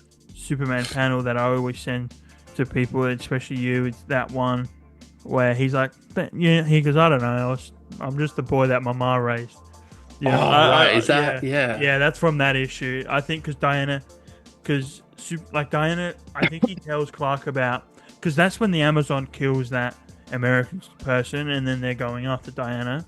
Like that's Yeah. the run, isn't it? Where like, and then Diana's Yeah, the getting government's after. yeah, and then so I think it's just before Diana's like, really upset about it because she doesn't know what to do, and she's a bit nervous. And Superman's like, "Look, like I'll help, don't worry." And she said, "Like you know, Superman, you're a very good person." And he's like, "Oh, well, I don't know. It's just the person my mom raised, you know." And I love that he just Yeah. puts Superman down to just like a mama's boy, just a guy trying to do Yeah. the right thing, you know. Um, but that is a good one. I read that one every now and then. Yeah, It's just that's a such a great one. fun issue. Is there any That particular issues, I guess you could say, that something like that where you go back and you just read that one issue? mm, Like there's just one bit that you can always just go back to and read. Like for me, would be that there's red and blue issue one. um I guess every like once a year I always tried to read Spider-Man Blue, Yeah, which is probably one of the best Spider-Man miniseries ever. yeah, It used to be my favorite, probably still is. But I feel like everyone says it's their favorite, so I try not to say it's my favorite as well. yeah, But like it is just really good. It's Spider-Man is married to Mary Jane, so it's obviously peak, but yeah, it's about and it's a very interesting relationship struggle because like nobody else really has this struggle. It's very unique to these people because Mary Jane wasn't his first love, it was Gwen. And mm, but now he's married to Mary Jane. And Mary Jane and Gwen were friends and they all knew each other before they dated anybody. Um and it's sort of him so like he doesn't not love Gwen anymore. He still loves Gwen, of course. Like if someone dies, you don't stop loving them. yeah. Of course. But it's also like, how would you feel if your like I guess wife for us, if your wife like had a boyfriend that died and she's like, oh, I still love them very much. Like you'd be like, well, if they were alive, would they even be with me right now? Like, are we only together because they died? And like, how do I help this person go through this kind of weird struggle? And it's a very important and very well written. And obviously, it's Jeff Loeb and Tim Sale, so one of the two Yeah, duo combo iconic. Yeah, legends. literally. Um, and so they can't do any wrong at all. But such a great little, very it's called Spider-Man Blue because it was in that like Captain America white, and then Hulk gray, And then it was am I Daredevil right? yellow. Daredevil Yeah, yellow. But it's funny, and obviously they picked the colors for a reason. But it's called Spider-Man Blue, and it's such a great title because it really does feel blue. Like mm, when you're reading it, you kind of like you're not happy, but you're not sad, but you're just kind of like you're just kind of appreciating people a little bit yeah, more when you read it, and you just kind of go like sometimes things happen, and it's up to me to choose how I'm gonna respond to the things that happen, and sometimes yeah. it's okay when bad things happen. So it's probably the most important Spider-Man comic in the last 30 years, and it probably will be for the next 30 years as well. I was gonna ask, because you have that ginormous Iron Man helmet on your head. There is one standout Iron Man two-issue story that I know that you greatly love. Are we talking about Demon Yeah, Demon in a in Bottle. Yeah, a Zottle? in a Demon in a Zottle. bottle. Such a great. I feel like alcoholism is such a interesting struggle as a superhero to go through. I will say quickly just before, just a PSA. Iron Man is the most. I think Iron Man is maybe one of the most, if not the most, misunderstood character in comics. Do you want to elaborate a little bit more? I mean, I think Demon in a Bottle is a really good example of that. But Yeah, I think a lot of people just think he's a huge asshole, dickhead. Like people paint him yeah, as like a villain in a way. yeah. Well, I can see how, especially when you get like infamous, like not superior, superior. the Yeah, superior, and it's like yeah, a lot of like people yeah, spread that around and they don't know why he's acting that way. yeah. Um, But I think you explaining Demon in a Bottle will really help people yeah, because understand the it's character. him battling and going through the withdrawals and like the symptoms of separating from alcoholism, and it's such a unique. And I'll say this might be a bit of a strange opinion, um, but I really do like Iron Man being an alcoholic. I think it Yeah, adds such a interesting, like I think it's obviously a good thing that he's not anymore, And he's like, sobriety and whatever. Obviously, that's good. But I think alcoholism to bring such a unique struggle that not like Spider-Man's not going to be an alcoholic. Batman, No. Superman, Wonder Woman, they're not going to be alcoholics. Like Wolverine can't even be an alcoholic because like alcohol doesn't do anything for him, does it? I I think. mean, he is an alcoholic, but I think but it doesn't do anything to him. But Um, he constantly drinks. But yeah, he's one of those drinkers, yeah. but I think like it's not really a pro. Like it wouldn't ever be like a Wolverine wouldn't really have his own demon in a bottle story. Do you think? I mean, Like where he every like Wolverine struggles. comic is a Yes, demon a in a demon. bottle. Really, Yeah, every right. single I issue have of misspoken. Wolverine. I've misspoken. But Bro's living in a demon yeah, in a bottle, bro. But but yeah, like, I get what you're saying though. Like, yeah, yeah, every like character I think has that demon in a such bottle an story. important, and it's like they did do that in the MCU. Obviously, like in Iron Man 2, like Yeah, the whole fight with Rhodey was because he was drunk and at a party and just being irresponsible and stuff a like really that. smart way to do it, eh? Like to adapt Yeah, that story, I think. yeah, and they cut quite a bit from that movie. I think it's the opening part where he's in that little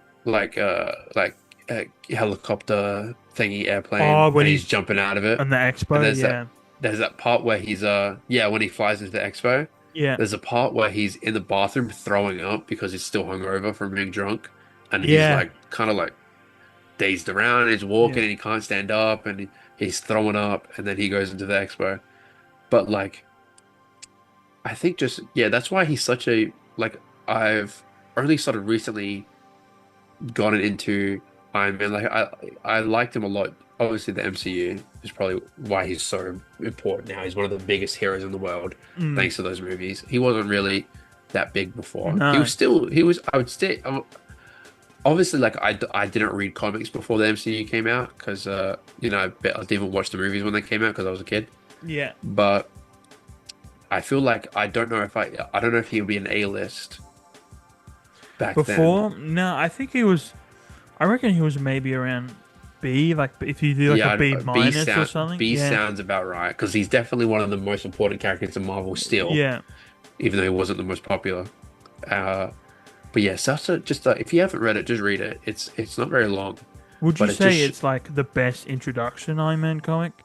Like, if you were, if I were to go to you, be like, oh, I really enjoyed the MCU movies. I really maybe want to not, get into the probably not, comics. probably not. It's not the Yeah, first comic I'd recommend like an MCU watcher. yeah. I'd probably recommend it like as your third Iron Man book. I think if you love MCU stuff, like read it Extremis. Oh But yeah, obviously, Iron Man 3 yeah. was based off that, and the comic is so much better. That comic is genuinely amazing. Like, so cool. I love it. The art's great. Art is incredible. Just Yeah, brutal when he like repulsor beams through the guy. yeah, So cool. But it's got some great Iron Man moments in it. And then I'm currently reading through David Michelini's run and the Armor yeah. Wars Okay. and all Yeah, that, and that's really good so far. Um, but yeah, Demon in a Bottle, really classic story that you can't really go wrong with, but definitely not a first for new Iron Man fans.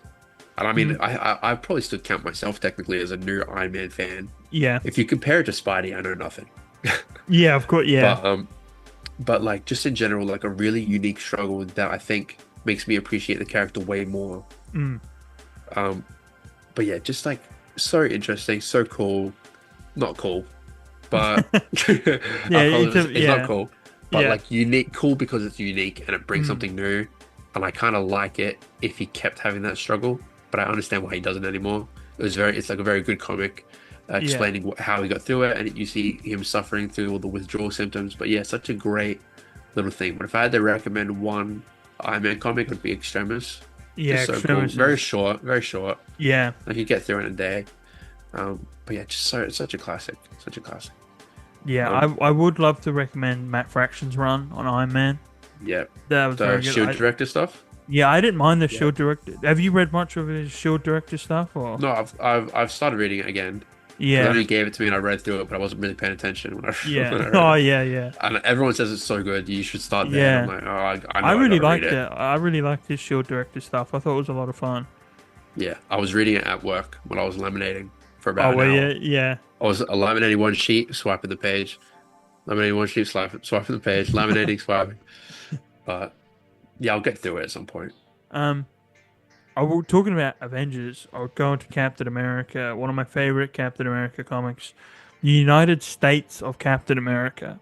Um, this is a really really fun comic. It is about I can't remember his name, but someone starts wearing the Captain America suit, starts killing people, and so Cap's like, obviously, like that's not me.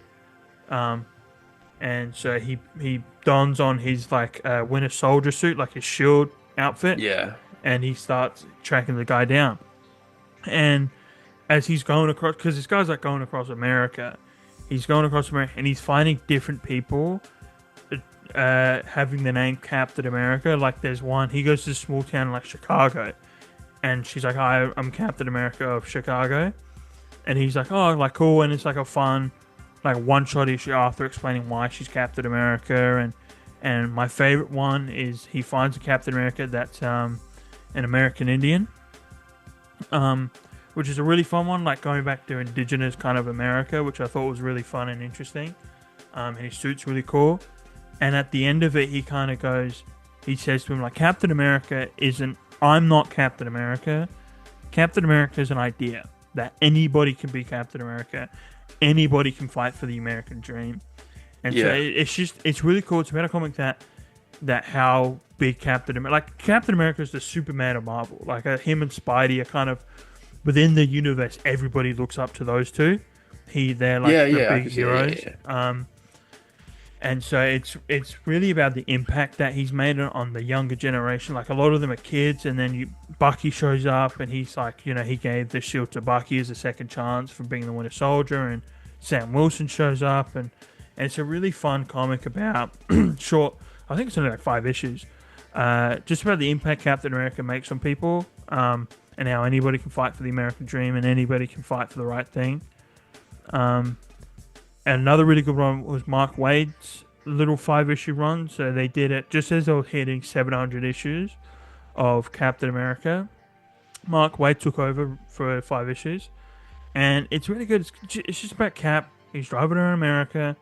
And it's cool. Like he pulls into this diner. And he's like, hey, can I just get some lunch? And they're like, the guy's like, it's on me, Cap. Food's on me. And Cap's like, Yeah. no, let me pay for it. It's only fair. You have a business, you need to keep it running. And the guy's like, nope, it's on me. And Cap's like, well, let me clean the dishes then. And Cap goes in the kitchen, starts cleaning the dishes, and starts helping him. And then he goes to a town fair, and Hydra attacks, and he obviously beats him up. And they're like, what do we do, Captain America? Like, what do we do now? And he's like, we help the innocent, we get people back on their feet. That's what we do. And it's just a really cool, like, again, it just shows how inspiration Captain America is, and just kind of, again, very similar to Clark Kent, just like his just natural nature to help people and to do good. And it's very, really well drawn, very warm colors. I'm a big fan of like orange and reds and the sunset kind of colors. So the whole comic's written like that. And it's just beautiful, and it's really fun, and it's a really good read. I would probably, honestly, I would recommend it. If you were to turn around to me and go, hey, like, I really enjoyed Chris Evans, what Captain America comic I read, I would give you that one. What's the title of that one again? I think it's called Coming Home, something like that. Mark Waid wrote it. All right. I Something. think that does sound right. I think I have heard that title before. I have But it. we'll put it I have it. we'll put it in the Yeah. description because that does sound quite good actually. I would also talking about an Iron Man comic. I think you should read. It's one called I Am Iron Man. Oh yes. That is I very did read good. that. That Oh, one was you read very it? good. That Yeah, yeah, you recommended it to me. yeah. I did read that. That's where I got the panel where he's sitting there like this. Oh, in the And nightclub. he's got Yeah, that stripper right in front of him and he's yeah. just sitting there, just Uh, staring at her like a creep. Yeah, it's so funny. But um, yeah, like it's such a great where it just goes through everything about him. Yeah, Yeah, especially well, that's really good. the Mother's Day issue was really good. The special issue they did on Mother's Day. Yeah. And then just how much he misses his mum and stuff.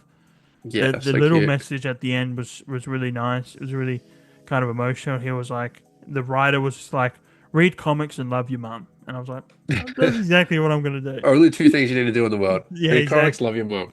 Yeah, Nothing else that's it. matters. Don't need a job, you don't need social life. Just read comics No, and love your mom. that's it. But the And first issue was really nice yeah, with the yeah, whale in Iron Man, and he's like talking to the whale under the ocean. In issue one, he's talking about yeah, nature and stuff. Something I do love about Iron Man that they did in the MCU really well is how I like it with Iron Man. He's just become a hero and he's like 40. Do you know what I mean? I think yeah. that's He's like really old as cool. hell. Yeah. And like I like it when in Iron Man 1 is like easily one of my best favorite comic book movies of all time. Oh yeah, it's Um just raw. It's so raw. it's just I so love good. everything about it. There's nothing. It's probably one of my favorite MC movies of all time. Yeah, it's in That's my easily top 5 and my it's most in 3. rewatchable one for me. Oh, I could easily just just watch it over and over again. Like him, it just feels real. Like a it feels like it's shot. Obviously, it is shot differently because it's the first, yeah. but like it's shot in a way that like this feels real. Like when the suit's moving around, it's going. Choo, choo, choo. I know Like I the just suit like looks the way it amazing, man. looks. Like It even just to like this day, yeah. that's real. That's real. And, like it didn't really capture that same, when it went all nanotech and some Oh of them became yeah, like it's cool still. I get why he did it, but like yeah, it just felt different back then. yeah. And my favorite scene is what they've adapted into modern comics now with Tony, which I absolutely love. Is like obviously he runs a weapons manufacturer, and he kind of he's like, oh, I make money, like like we were saying, like he's making money, he's drinking and all that, and then he watches the news and he's like, hang on, terrorists are getting my weapons. I'm actually Yeah, causing a lot of damage in the world. I need to do something about it.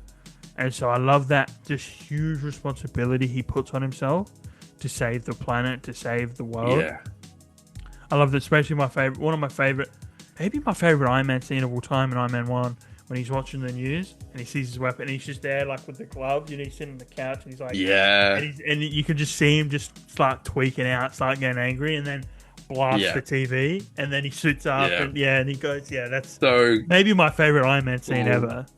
yeah, I think honestly, I think one of my it's gonna be the classic tank scene. I reckon.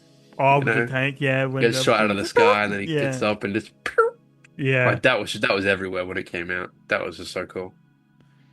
Um, I want to talk about Batman. One of them, I don't remember, can't remember what it's called. It's a Black Label one. Batman. Is it called like Darkest? I don't think it's called Darkest Night. Oh, One oh, Dark Night, something like it is that. One Dark Night. That is it. It's That's the One one. Dark Yeah, Night. yeah, One Dark So Night. Black Label one. It's easily my favorite Batman book that I've ever read. So Ever? I think so. Like I love Long Halloween, but just because it's different and it's not really known, I love it a lot. And it's about Superman. Superman. Oh, bro, it's a brain rot for Superman. Get it out Um, of your head, bro. Leave me alone.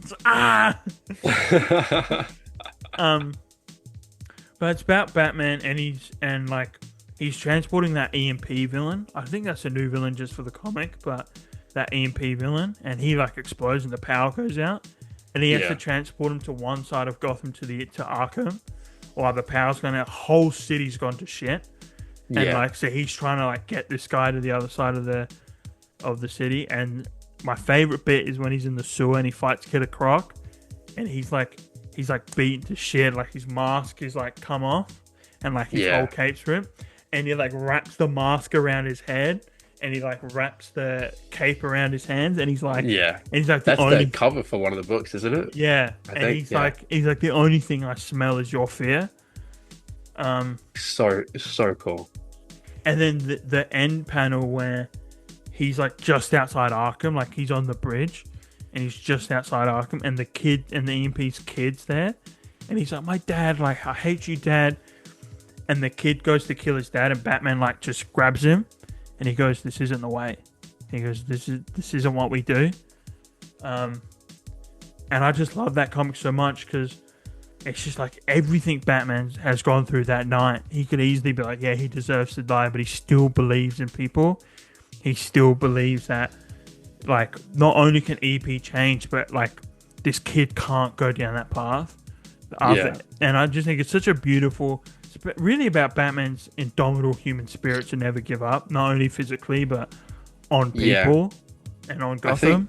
keeping it with the Black Label, have you read Batman Imposter? I've heard That about was it. also that one has. I think that's the one that has the classic like This is the first night in 54 years without a violent crime. Oh yes, yeah, And like I know Batman that sheds a panel. tear. Yeah, Yeah, yeah, yeah. That one is also really good. If you like One Dark Knight, you'll like The Imposter. They're very, very oh gritty, very quite similar in story, and it's big mystery because obviously there's a killer going around as Batman, and that the public don't know that it's not Batman. So it's kind of like a chameleon Spider-Man thing. mm. Like you have a Batman imposter showing up, but it's a mystery, so I won't say much. But it's a very good comic, so I'll definitely give that one a shout out as well. One that just hit me talking about Black Label. One that we really love is Harleen, the Harley Quinn one Oh with yeah, Joker. That is an amazing book. yeah. I've got. I think we both have the hardcover for that, don't we? Yeah, I Yeah, think that one I is sold mine, really. but yeah, I did have the hardcover for it. Yeah, That one is really good. One of the best Harley Quinn comics ever. yeah. The art is amazing. Oh, fantastic. Um, Yeah, I think as a. I have it right here. It's too far on my video to see, but but yeah, there's the way that the artist draws Joker, very attractive, is quite. I'm not quite sure the exact word, but it's very interesting because obviously that's the Joker. If you look at him for the most part, he's very ugly. yeah, Like he's got a long nose, long chin, very skinny, bony face, yellow teeth. But this artist draws him like, like well, I guess like Heath Ledger in a way. yeah, Like with the longer hair, like the nice facial features. There's no scarring, but like just very nice looking. And you get to see like why Harley Quinn would fall for someone like that. Obviously they're attractive and just the way they talk to each other, like it totally makes sense when you read it. For the most part, if you go like, oh my God, how could a doctor get tricked by the Joker of all yeah. people? Like one of the biggest serial killers of all time. Like, are you an idiot? But no, when you read this, it all makes sense. And they I showed think Batman in a very cool way in this comic as well. yeah, I do love that bit on the rooftop with Batman, and Batman is like, because I'd love it in the comic. Harley, I could be, but I feel like I could be interpreting it wrong. But a reason why Harley starts falling in love with Joker because she's like, I'm actually fixing him, so she starts to kind Yeah, of fall in love with him in that Joker, way. the Yeah, whole time he was yeah, tricking Harley Quinn into thinking that what she was doing was working. yeah, So like she's been like, oh, I've actually been able to connect with this patient. We're making real progress and we have a real yeah, relationship.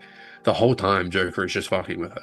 yeah. It's Like at the the end, whole isn't it? He's time. like, oh yeah, like Yeah. I can't be fixed. Yeah, Yeah. And it's just like you really see why because that's so it's like she's just come out of college or uni. yeah. It's like her first big case. Yeah. Well, Yeah, doesn't she so get the job because of her thesis? Isn't that what it is? Like her thesis in college. They're like, oh yeah, that we should put. sounds right. I Yeah. can't quite. It's been a while since I've read it, but yeah. I do really like this scene on top with the rooftop, and Batman's like, I believe in what you're doing.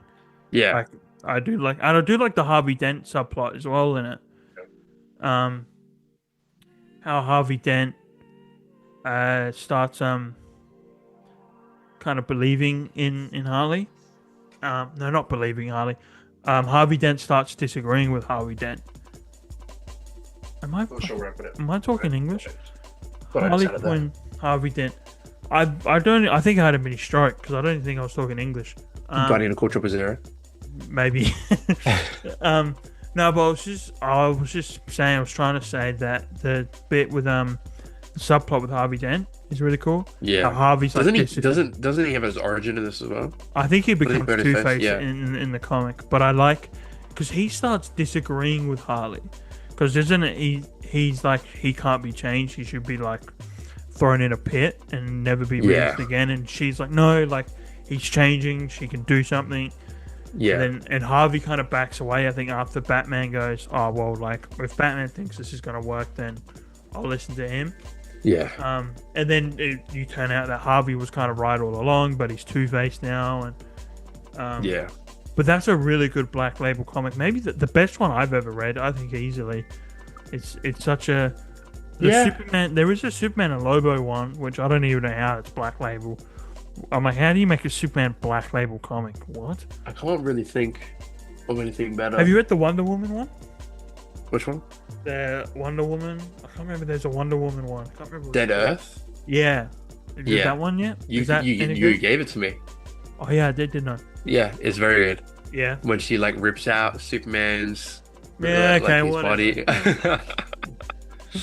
But no, that's a very good. I love the art on that. It's very Because that's very the guy who's doing grimy. Transformers, I think. Oh, okay, that makes sense. Yeah, I can see think that. that's the guy doing the current Transformers run. Because there's a Superman one, there's Superman Year One, which Frank Miller wrote, which I'm like, okay. But there's a really fun one with Lobo, and just a short one. Lobo starts swearing, and it's all blurred out. And Lobo's like, "Why Yeah. can't I Oh, swear?" yeah. And he's like, "Wait a second, you physically cannot swear around Superman because he's like that good that like you can't swear around him." So I Yeah. thought that was a really fun one, like a bit of a third, fourth wall break kind of moment. There's a really good Constantine one that Tom Taylor wrote that was really good, really fun. Yeah. Um, Looking at my list here, what other ones? A classic one is Whatever Happened to the Man of Tomorrow, which is an Alan Moore book, Mm. which kind of deals with Superman's depression and guilt, which is a really fun one. Um, what's another good one here? I will go into a completely different one, which I think is fun. I would love to explain it. Not so much Western, but the time I was reincarnated as Yamcha in Dragon Ball, which is a really really fun one. It's obviously not Yeah. a Western comic; it's a manga. Um, but it's about a guy in our world who's a huge Dragon Ball fan. And he's like, oh, Goku, Vegeta, and all that. And he's walking, and he falls down. He starts staring at this girl because he's like, oh, she's so hot. And he falls down the stairs, and then he wakes up as the Yamcha in Dragon Ball, but he still knows everything. So Yeah. it's funny, like when he starts training, and he becomes stronger than Goku, and he like beats everyone, and like he ends up with Bulma. And it's just really fun as a fan to be like, that would probably be what would happen if a fan went to Dragon Ball, because he's like, oh yeah, I know what Frieza's like. I'm just gonna train until I can beat Frieza. So that's a really fun one that I enjoyed a lot. I think that I know Gwenpool's like that, but I love one where it's like the time I was reincarnated as Batman. Do you know what I mean? Like just some fun Yeah. ones like that where it's like putting yourself in the shoes of like the biggest heroes around. I think that would be You have like that Spider-Man manga too, which I haven't read. Oh yeah. I know like he finds the suit and then puts it on and becomes Spider-Man. I haven't read it though myself, so I can't give an opinion on it. But apparently it's very good. Yeah. And then you have that Dr. Octopus one where he wakes up as an anime girl, which is peak. But Peak times. I think we'll wrap it up just because, like we said, we're going to do a shorter one. yeah, We'll leave it at, and trust me, my list is massive, so I don't want to be here yeah. all If night. you've seen it, we could be here for 12 hours talking about Yeah, every single like one. it's a huge list, but we'll leave it there just because we'll do a shorter one, nice easy one, because Comic Con there'll be a really fun one. We'll leave it as a surprise on what we're gonna. 3 more 3 days. days. 3 more days. Which super excited. Who are you cosplaying for Oz Comic Con? Just so we can let them know. I don't know. I wish there was a big obvious clue as to Yeah. who I might I be guess going two as. obvious clues in the way. I guess people. Yeah. Saturday will be Iron Man, Tony Stark, Nice. and then Sunday, I think I'll probably be doing Spidey. Yeah. So I'm thinking of like doing somebody else that I haven't done in a while, but I'm like, I can't miss out doing Spidey. Yeah. I just feel like a chump when I don't do Spidey. So I'll probably end up doing him. Like I was like, oh wait, I was gonna do GL later in the like early in the year. I was gonna do GL, Yeah. but I'm like, I guess I did him at the Comic Con Toy Fair, so I don't need to do it. Yeah. And I don't really not into GL at the moment. But I'm keen to see the Iron Man stuff. We'll leave it as a Yeah. surprise, but the gauntlet you made looks really, really cool. thank you. It's right. Yeah. Unfortunately, my Wolverine suit got messed up, and one of them actually got lost. I was going to do the classic brown and yellow I would suit, crash out. and so that got lost. And my Deadpool and Wolverine one, it's there. I could put it on, but it requires a little bit of work, and I've got to rush around last minute, and I don't really know if I want to. And plus, like Yeah. you said, like I'm not really in a Wolverine mood right now. Obviously, with a specific movie coming out. Fantastic Four. Fantastic, yeah. No, Jurassic Park, Rebirth, Domination, whatever it's called. Rebirth. I'll Big be. I'll be doing the Greg Pak Action Comics Superman on the Saturday. Just something fun, kind of last minute, and I love that run on Greg Pak. And then the Sunday, I'll be doing my Alex Ross Superman suit, which I'm really excited to show. I did it on Free Comic It looks Book really good. and I And got the new cape. Yeah, new cape. Just managed to get that together. But yeah, stay tuned to the Instagram and TikTok. We'll put that in a link in the bio because we'll be sharing a lot of content. We'll film a video for the channel, so really looking forward to that. And again, thank you very much for all the support so far on the reboot. Looks like we're doing better than New 52 in terms of a reboot. Yep. No Wonder Better Woman than- Diana situations here. Yeah. No Wonder Woman and Superman situations or nanotech Superman suits. So that's what we No, like. it is straight Court of Owls, Batman, New 52 type. That's it. None of that slop. So yeah, just again, thank you very much for all the support on the reboot so far. Thank you very much for Icy Cool for making all the The goat. making all our thumbnails, intros, Thank you, brother. outros, everything, putting in the work. So thank you very much. A link to his channel will be in the bio. Check it out. He's got some really cool video. He's actually got an entire video about how to make a Batman suit. So I highly recommend checking that out.